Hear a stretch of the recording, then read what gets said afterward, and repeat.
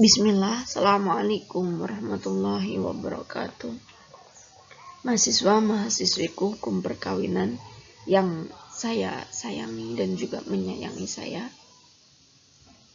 Pada kesempatan kali ini saya ingin mengajak teman-teman mahasiswa semua untuk mengucap puji syukur. Alhamdulillah kehadirat Allah Subhanahu wa Ta'ala, sehingga seperti biasanya kita masih bisa melakukan perkuliahan walaupun secara daring dalam keadaan sehat. Mahasiswa-mahasiswiku yang saya sayangi, pembahasan kali ini adalah tentang hak dan kewajiban seorang suami dan seorang istri. Pembahasan ini dirasa penting karena dalam rangka untuk mencapai tujuan daripada perkawinan, mencapai tujuan perkawinan yang kekal dan bahagia, kemudian perkawinan yang sakinah, mawaddah, warahmah, maka diperlukan suatu pengetahuan untuk dijalankan mengenai hak-hak yang harus didapatkan oleh masing-masing pasangan dan juga kewajiban-kewajiban yang harus dijalankan oleh masing-masing pasangan. Maka dari itu, tema ini, penjelasan tentang tema ini diperlukan dan penting untuk kita ketahui bersama. Mohon video ini disimak sampai selesai. Sebelum kita melangkah pada hak-hak dan juga kewajiban-kewajiban apa saja yang harus dilakukan oleh seorang suami dan juga istri, terlebih dahulu perlu kita ketahui makna daripada hak dan juga kewajiban. Nah, ini kita mulai dari hak dulu ya. Hak itu asal katanya hak. Hak itu dalam bahasa Arab artinya benar, ya. Hak adalah sesuatu perbuatan yang benar dilakukan sebagai sebuah kekuasaan untuk melakukan sesuatu, kemudian untuk menuntut sesuatu, atau kekuasaan atas sesuatu. Nah, ini bisa disebut dengan hak. Jelas ya di sini apa yang dimaksud dengan hak. Kemudian yang selanjutnya adalah kewajiban. Makna daripada kewajiban itu berasal dari kata wajib. Wajib artinya harus. Harus ini tidak boleh tidak. Jadi ya harus. Nah, adapun mendapat imbuhan ke menjadi kewajiban itu kan menunjukkan ke suatu objek. Jadi yang harus. Nah, kewajiban itu yang harus, sesuatu yang harus.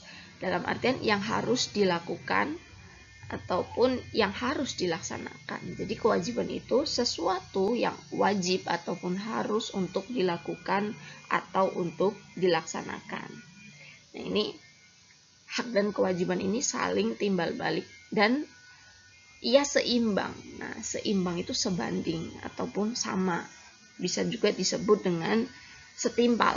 Nah, setimpal, sebanding, sama itu tidak harus sama persis, akan tetapi bisa berbeda. Tapi porsinya sebanding, nah, ataupun setimpal. Itulah yang dimaksud dengan hak dan kewajiban yang keduanya saling timbal balik dan juga seimbang.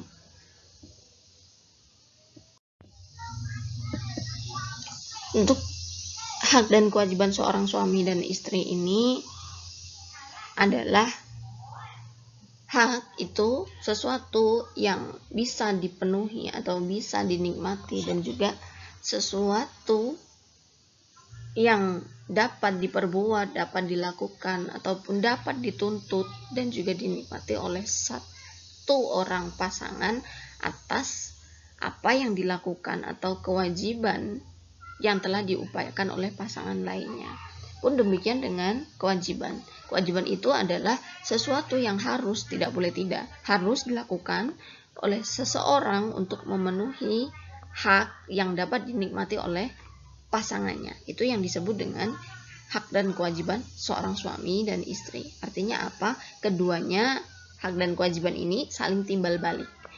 Nah, adapun sifat daripada hak dan kewajiban suami istri ini saya bagi menjadi 3 bagian, dan ketiganya ini harus selaras dan terintegrasi, jadi satu kesatuan yang utuh.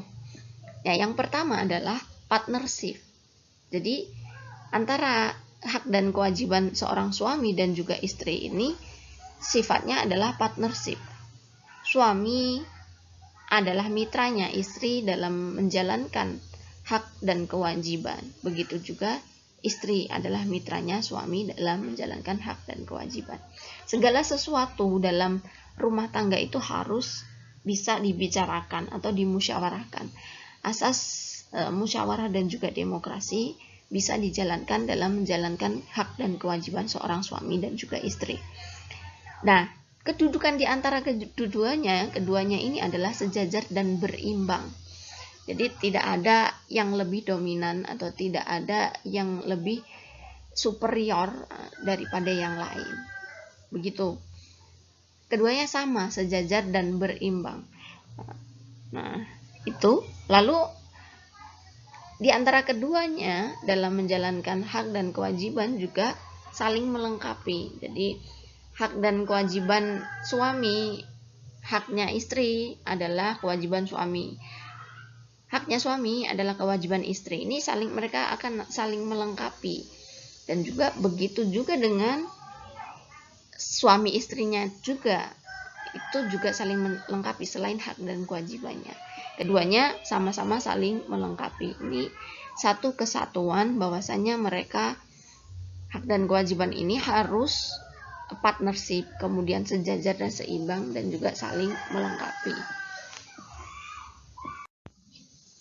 Jadi ketiga sifat hak dan kewajiban suami istri tadi harus dipenuhi. Karena apa? Kalau ketiga unsur ini tidak terpenuhi, maka yang terjadi adalah ketimpangan dalam menjalankan hak dan kewajiban seorang suami dan istri. Kalau sudah terjadi hak dan kewajiban yang timpang yang dilakukan oleh masing-masing pasangan atau mungkin hanya salah satu pasangan saja, ini nanti menyebabkan tidak akan terwujudnya tujuan daripada perkawinan itu sendiri. Mencapai keluarga yang bahagia, kemudian kehidupan rumah tangga yang diinginkan, misal yang aman, yang bahagia, penuh cinta dan kasih sayang dan lain-lain, itu nanti tidak akan terpenuhi. Apalagi rumah tangga yang kekal ya. Jadi ketiga unsur tadi, baik itu partnership, kemudian sejajar dan juga saling melengkapi, ini harus ada dalam menjalankan hak dan kewajiban sebagai seorang suami dan istri. Lalu bagaimanakah di dalam hukum positif yang ada di Indonesia, apakah sudah memenuhi ketiga unsur ini? Sifat daripada hak dan kewajiban seorang suami dan istri tadi, apakah sudah ada di dalam ayat-ayat dan juga pasal-pasal yang ada di dalam regulasi-regulasi kita? Apakah di dalam mungkin undang-undang perkawinan ataupun dalam KHI itu sudah sesuai? Maka ini nanti dapat kita lihat di dalam pasal-pasalnya, kita bahas satu persatu.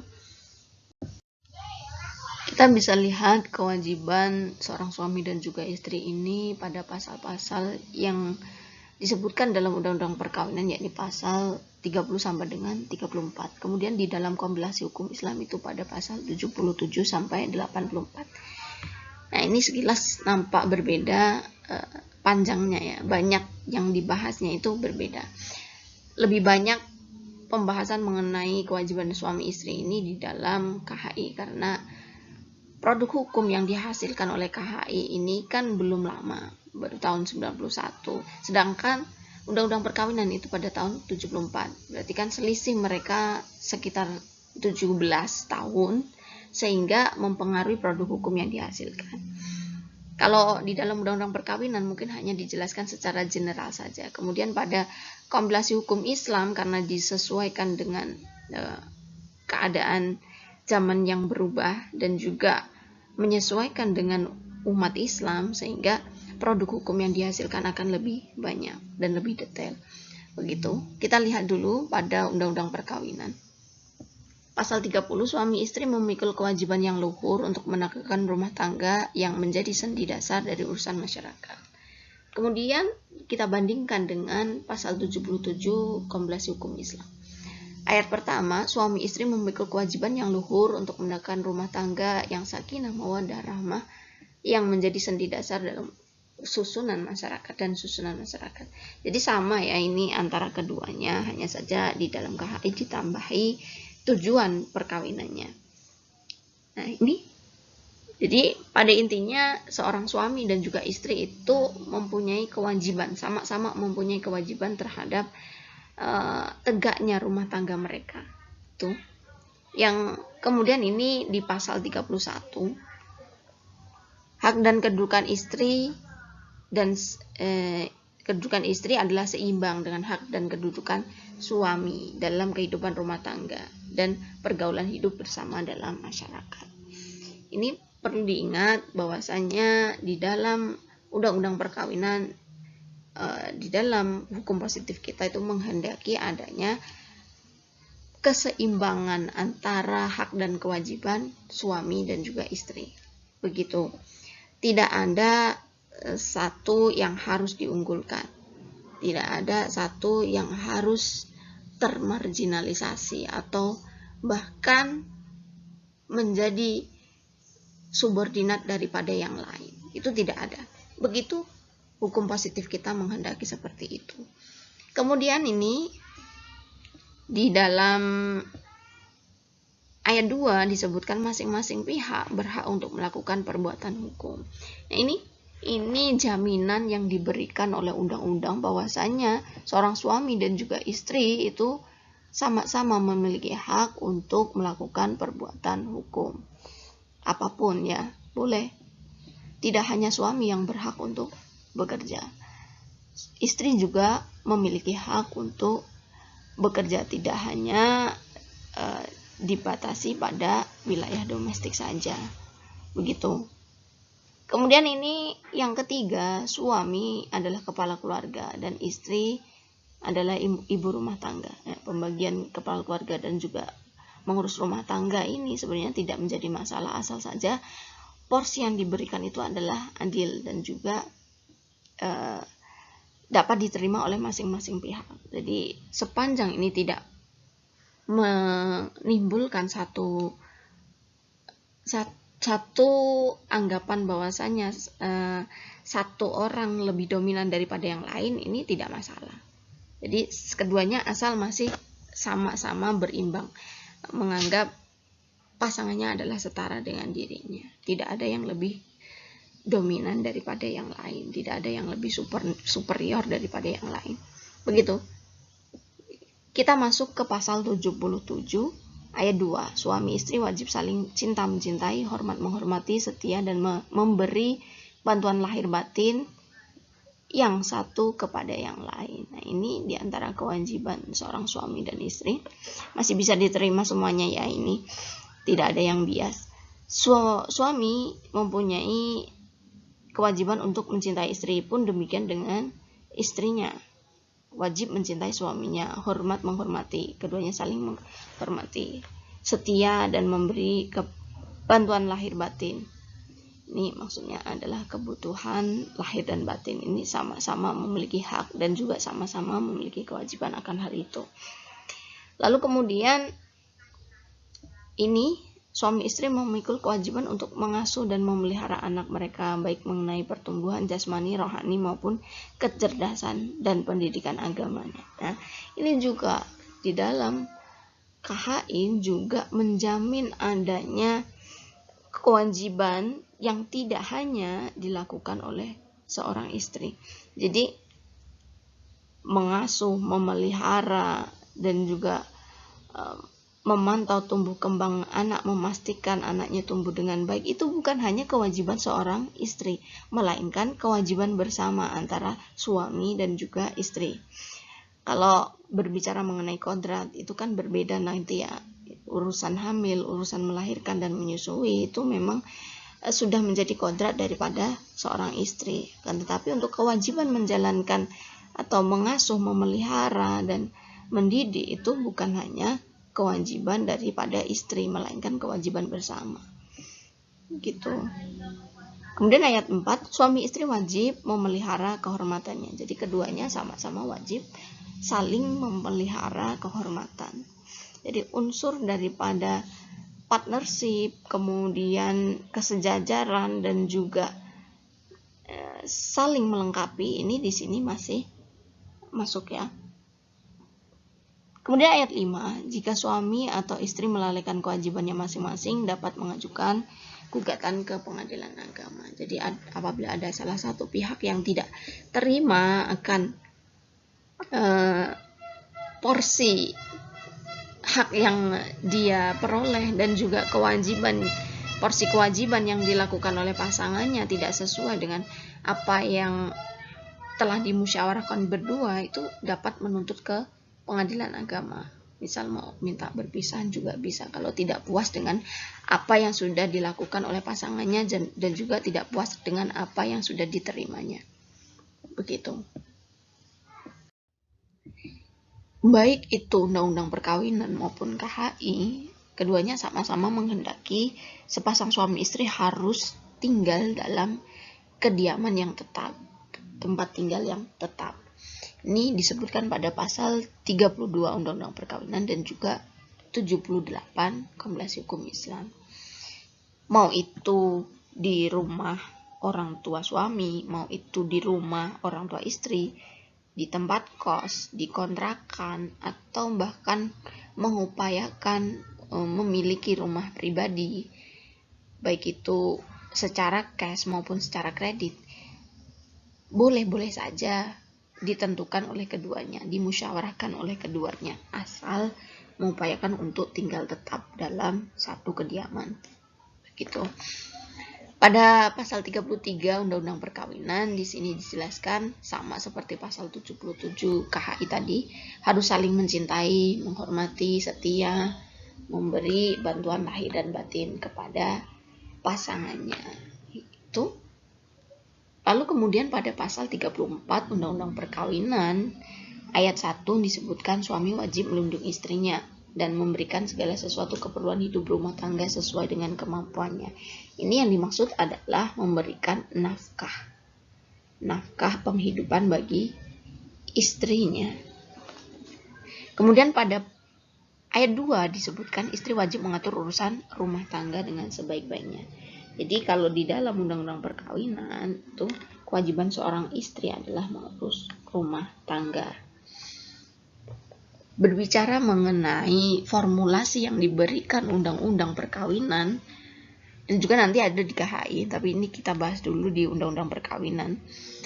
Ini artinya bahwa suami pada ayat 1 itu mengindikasikan bahwasanya suami bekerja di wilayah publik, sedangkan istri ini bekerja di wilayah domestik.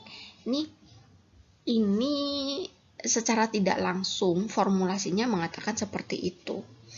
Ayat 1 dan ayat 2 ini. Nah, beberapa aktivis gender mungkin menganggap ini sesuatu yang tidak adil atau sesuatu yang merugikan perempuan, merugikan istri, karena nanti bakat istri atau apa yang dilakukan istri itu nanti tidak bisa terwujudkan. Apa yang diupayakan, misal sudah berpendidikan tinggi tapi tidak bisa mengupayakan apa yang menjadi keinginannya, misal dalam berkarir dan lain-lain, karena formulasi ini dinilai memarginalkan atau membatasi peran daripada istri, peran istri di wilayah publik.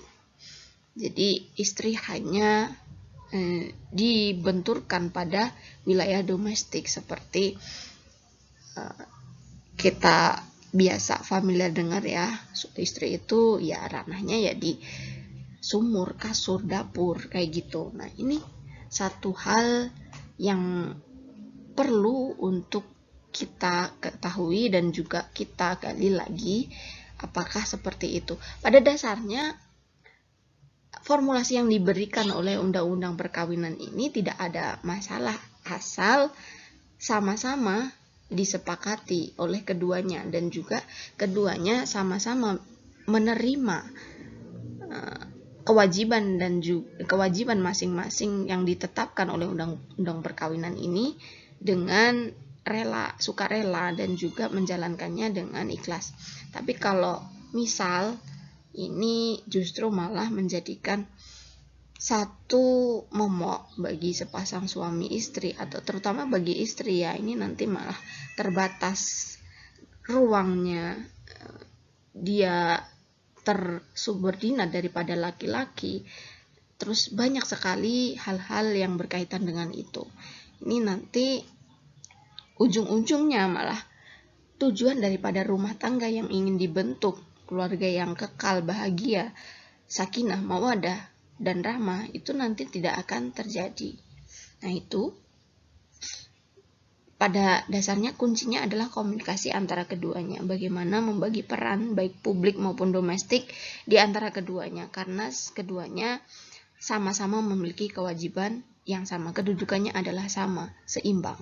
Itu yang menjadi kunci. Nah, yang ketiga, ini ayat yang ketiga, jika suami atau istri melalaikan kewajibannya masing-masing dapat mengajukan gugatan ke pengadilan. Itu. Lalu pada pasal 79, nah ini disebutkan ayat 1, suami adalah kepala keluarga dan istri adalah ibu rumah tangga. Ini sama dengan pada pasal 34 tadi. Ya, disebutkan di situ kewajiban suami dan istri. Kalau suami wilayah publik, kemudian kalau istri domestik. Itu secara tidak langsung seperti itu. Dan ini kalau suami sebagai kepala keluarga kan tentu saja harus menafkahi istri. Kemudian istri sebagai ibu rumah tangga tentu saja harus mengurus urusan rumah tangga dengan baik. Nah, kemudian ayat 2, hak dan kedudukan istri adalah seimbang dengan hak dan kedudukan suami dalam kehidupan rumah tangga dan pergaulan hidup bersama dalam masyarakat. Jadi kan ada sesuatu yang kontradiktif gitu antara keduanya. Satu sisi dikatakan bahwasanya kedudukan antara suami istri sama, kan, tetapi di redaksi yang lain itu dikatakan formulasi bahwasanya suami lebih superior dibandingkan istri. Begitu. Ini beberapa hal yang menjadi perhatian para pegiat atau aktivis gender. Kemudian ayat ketiga, masing-masing pihak berhak untuk melakukan perbuatan hukum. Yang dimaksud dengan perbuatan hukum ini misal mau kontrak, mau mengadakan perjanjian kontrak, atau mungkin mau mengadakan surat wasiat, atau mau mengadakan apalagi yang lain-lain yang berkaitan dengan perbuatan hukum. Ini jelas ya, tadi ada beberapa pasal yang dinilai bias gender. Nah, KHI di sini menjelaskan lebih detail lagi mengenai kewajiban yang harus dilakukan oleh suami. Nah, ini terdapat pada pasal 80 KHI. Ayat pertama, suami adalah pembimbing terhadap istri dan rumah tangganya, akan tetap mengenai hal-hal urusan rumah tangga yang penting-penting diputuskan oleh suami istri bersama. Ayat 2, suami wajib melindungi istrinya dan memberikan segala sesuatu kebutuhan hidup rumah tangga sesuai dengan kemampuannya. Ini sama tadi, memberikan nafkah dan melindungi istri. Kemudian ayat ketiga, suami wajib memberikan pendidikan agama kepada istrinya dan memberi kesempatan belajar pengetahuan yang berguna bermanfaat bagi agama, nusa, dan bangsa. Ini kewajiban daripada seorang suami adalah membimbing istri, disebutkan seperti itu. Kemudian pada ayat 4, sesuai dengan penghasilannya, suami menanggung pertama nafkah, kiswah, dan tempat kediaman bagi istri, memberikan segala sesuatu yang dibutuhkan, baik itu penghidupan, sandang, tempat tinggal gitu ya maksudnya. Kemudian yang poin B, biaya rumah tangga, biaya perawatan, dan biaya pengobatan bagi istri dan anak.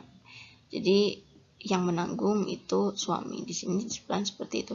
Kemudian biaya pendidikan bagi anak. Nah, itu diantara beberapa kewajiban yang harus dilakukan oleh suami sesuai dengan kemampuan dari hasil yang dihasilkannya dalam mencari nafkah. Kemudian yang ke ayat 5, kewajiban suami terhadap istrinya seperti tersebut pada ayat 4, A dan B di atas mulai berlaku sesudah ada tamkin sempurna dari istrinya. Yang dimaksud dengan tamkin sempurna ini, pelayanan yang sempurna itu adalah ba'da duhul ya. Jadi A dan B, nafkah, kiswah, tempat tinggal, kediaman, dan juga biaya rumah tangga dan biaya-biaya yang lain ini bisa baru dapat dilakukan oleh suami kalau sudah tamkin sempurna atau ba'da duhul. Tuh. Jadi harus menjalankan kewajiban terlebih dahulu si istri. Dan kemudian ayat ke-6, istri dapat membebaskan suaminya dari kewajiban terhadap dirinya sebagaimana pada ayat 4 huruf A dan B. A dan B. Boleh jika istri lebih memiliki kemampuan dalam hal mendapatkan penghasilan lebih daripada suami.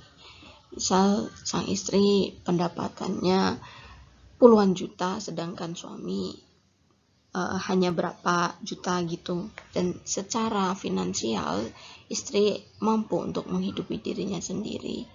Jadi dia dapat membebaskan suaminya dari kewajiban memberikan nafkah itu. Disebutkan dalam KHI pasal 80 ayat 6. Kemudian yang ketujuh, ayat ketujuh, kewajiban suami sebagai yang dimaksud ayat 5 gugur apabila istri nusus. Jadi kewajiban memberikan nafkah, kiswah, tempat tinggal, biaya-biaya rumah tangga, perawatan, dan lain sebagainya itu gugur apabila istri nusus atau membangkang atau durhaka. Itu ya. Ini beberapa kewajiban yang disebutkan dalam kompilasi hukum Islam. Kewajiban seorang suami. Kalau tadi disebutkan dalam pasal 32 Undang-Undang Perkawinan bahwa suami istri harus memiliki tempat kediaman yang tetap. Nah, ini di KHI dijelaskan secara lebih detail bahwasanya kewajiban menyediakan tempat tinggal itu adalah kewajiban seorang suami. Ini terhadap istri dan juga anak-anaknya atau bekas istri yang masih dalam masa idah. Jadi istri yang masih dalam masa idah itu masih harus diberikan nafkah dan juga tempat tinggal oleh suami karena mereka belum benar-benar terputus sampai masa idahnya selesai. Kemudian ayat 2 disebutkan tempat kediaman adalah tempat tinggal yang layak untuk istri selama dalam ikatan perkawinan atau dalam idah talak atau idah wafat.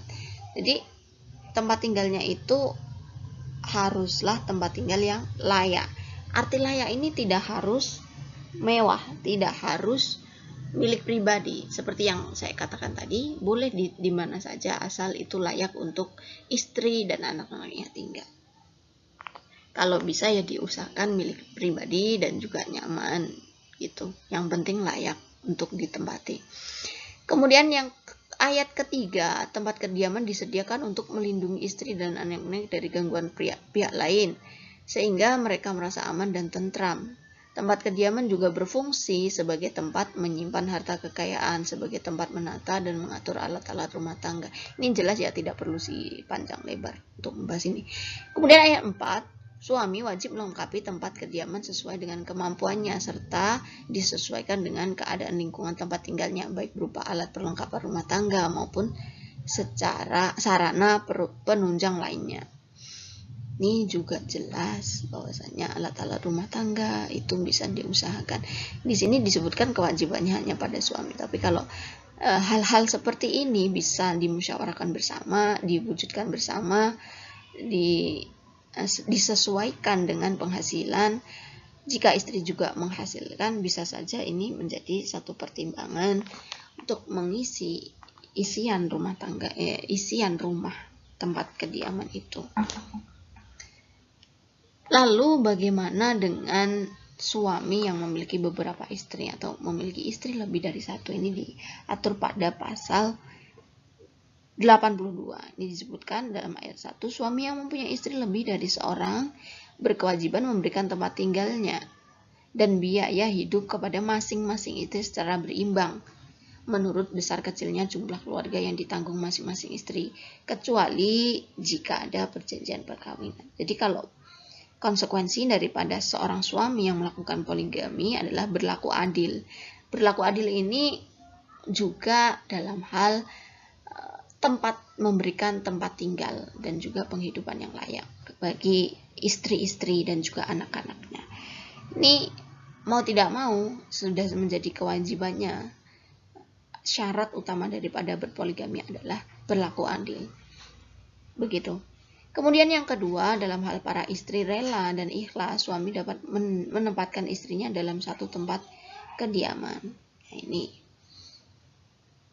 bisa kalau misal yang dimaksud adalah kos atau kontrak. Kalau istrinya rela dan ikhlas ya tidak apa-apa, atau di rumah orang tuanya juga tidak apa-apa.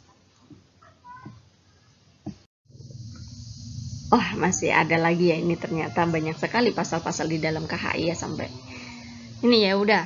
Sekarang adalah pasal ke-83 KHI. Ini disebutkan bahwasannya ayat pertama itu kewajiban utama bagi seorang istri ialah berbakti lahir batin kepada suami di dalam hal yang dibenarkan oleh hukum Islam. Ini bisa memahami ya maksudnya. Ini jadi sepenuhnya seorang istri harus patuh terhadap suami sepanjang tidak bertentangan dengan hukum Islam. Itu yang dimaksud. Kemudian ayat yang kedua, istri menyelenggarakan dan mengatur keperluan rumah tangga sehari-hari dengan sebaik-baiknya. Jadi di sini disebutkan bahwa yang berkewajiban untuk mengatur keperluan rumah tangga adalah istri. Begitu. Kemudian pada pasal 84 KHI disebutkan ayat pertama, istri dapat dianggap nusyus jika tidak mau melaksanakan kewajiban-kewajiban sebagaimana dimaksud dalam pasal 83 ayat 1, kecuali dengan alasan yang sah. Kemudian yang kedua, ayat kedua, selama istri dalam nusyus, kewajiban suami terhadap istrinya tersebut tidak berlaku. Ini dalam hal pemberian nafkah ya, ini pasal 80 ayat 4 huruf A dan B. Hal-hal yang berkepentingan dengan anaknya. Jadi istri tidak diberi nafkah, hanya anaknya saja.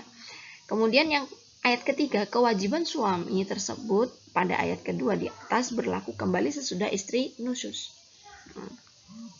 Jika sudah selesai nusyusnya, itu maksudnya dia sudah kembali lagi.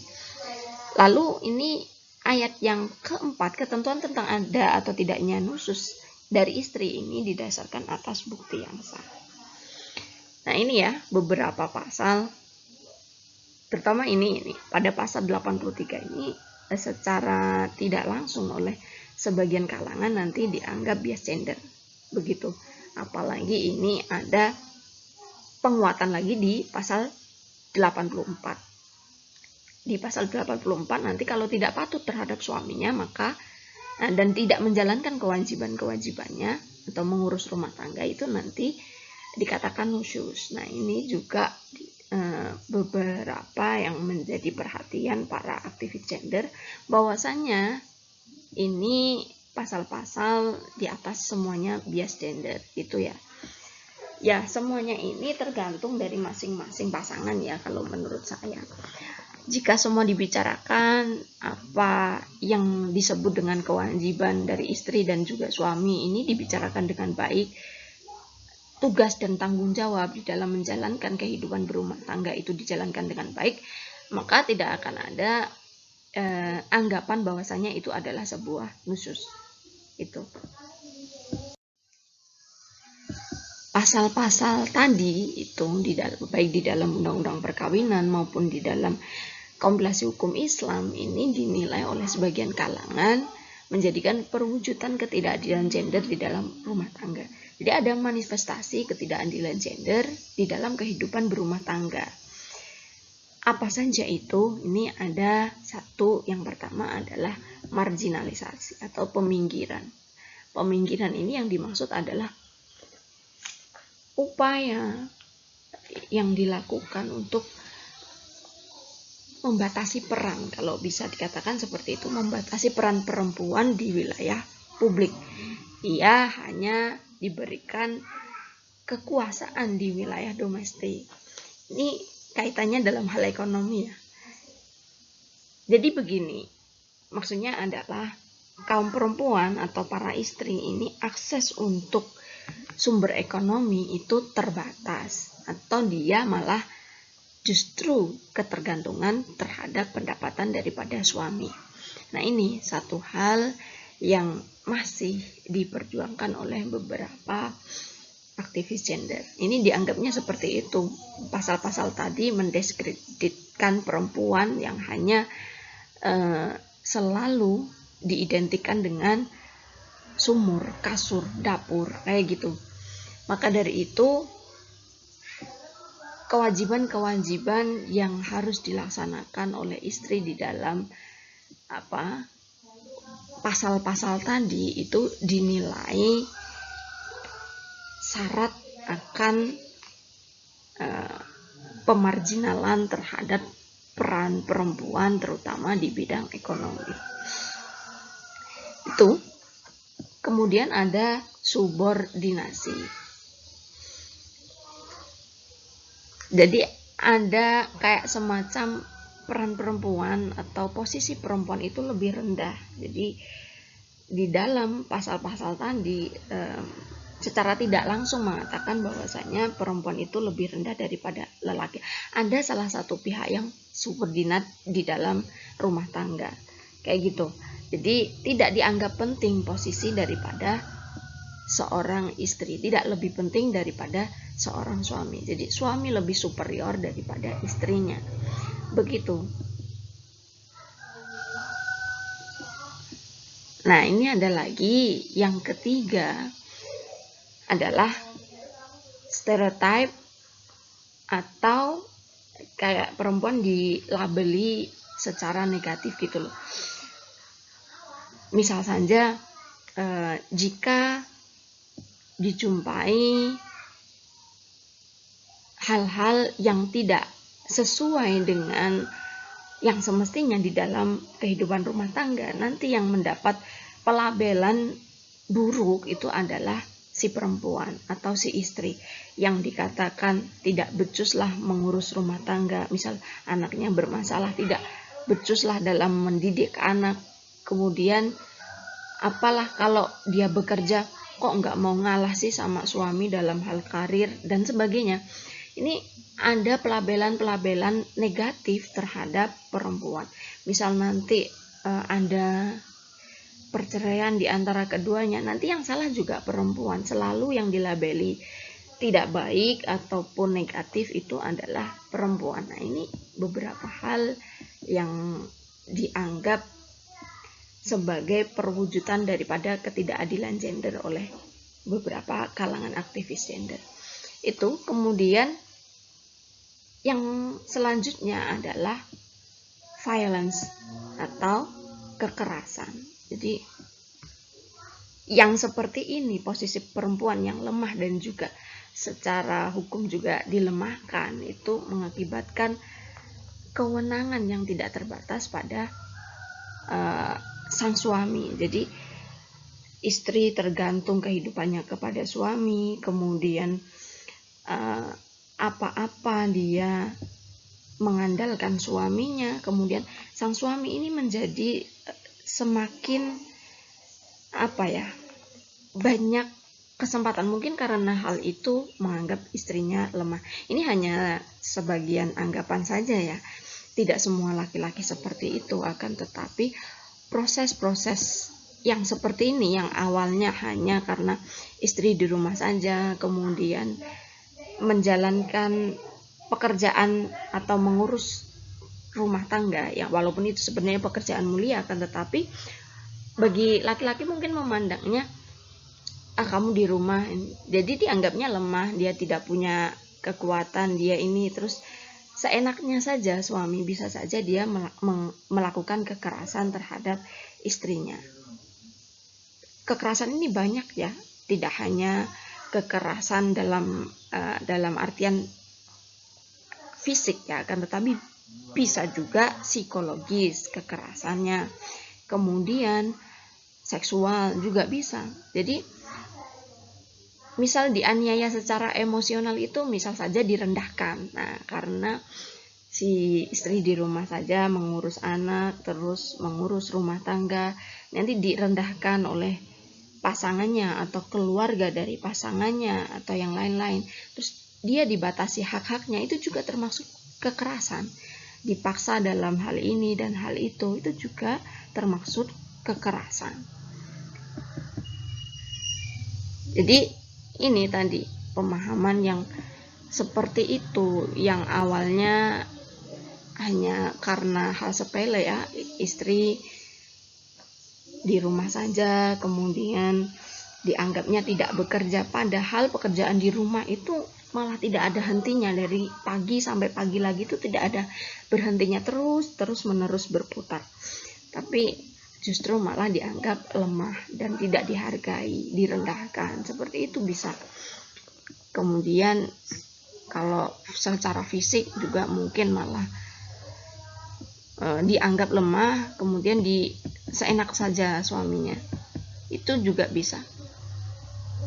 Lalu yang terakhir adalah adanya beban ganda atau double burden.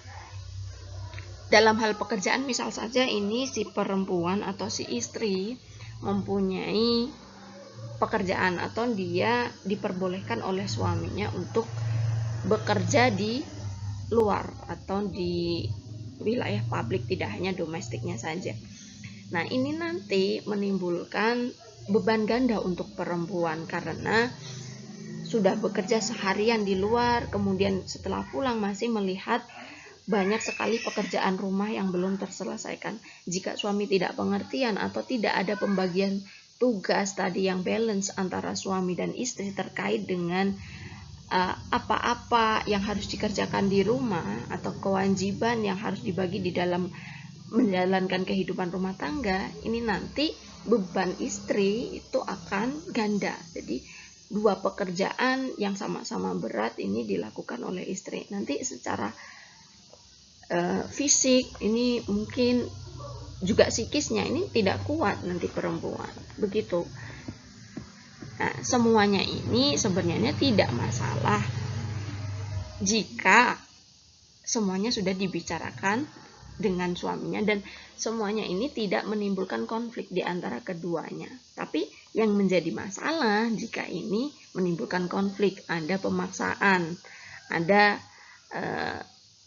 sesuatu yang menjadi beban daripada istri tapi tidak tersampaikan. Ini nanti akan menjadi satu hal yang tiba-tiba ngebum gitu, meledak.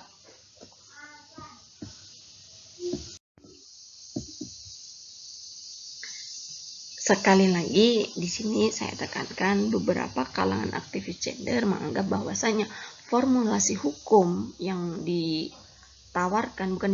sudah disampaikan oleh undang-undang dan undang-undang perkawinan dan juga kompilasi hukum Islam ini dinilai syarat akan pengukuhan atau indikasi adanya pengukuhan pembagian atau pembakuan peran yang berdasarkan gender. Jadi sudah dipatok nih, kalau suami gini, kalau istri gini. Nah, ini indikasinya adalah domestikasi perempuan. Perempuan hanya diidentikan dengan wilayah domestik. Begitu. Sebenarnya tidak apa-apa, saya ulangi lagi sekali lagi. Perbedaan peran itu tidak apa-apa sepanjang tidak merugikan dan juga tidak menimbulkan ketidakadilan di antara keduanya. Jadi tidak ada juga pemaksaan dalam menjalankan peran-peran itu tadi. Mau dibalik suaminya yang di wilayah domestik atau istrinya yang di wilayah publik, itu tidak apa-apa sepanjang tidak merugikan dan juga tidak ada paksaan dalam hal itu. Kalau ada paksaan dan juga merugikan keduanya, itu baru nanti menimbulkan problem rumah tangga dan juga problem sosial lainnya.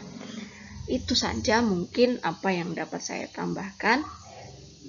Dari saya cukupkan dulu. Selamat menjalankan ibadah puasa. Semoga puasanya sampai akhir berjalan dengan lancar dan ibadah puasa kalian diterima oleh Allah Subhanahu wa taala. Dari saya cukupkan. Wallahul muwaffiq ila aqwamit thoriq. Wassalamualaikum warahmatullahi wabarakatuh.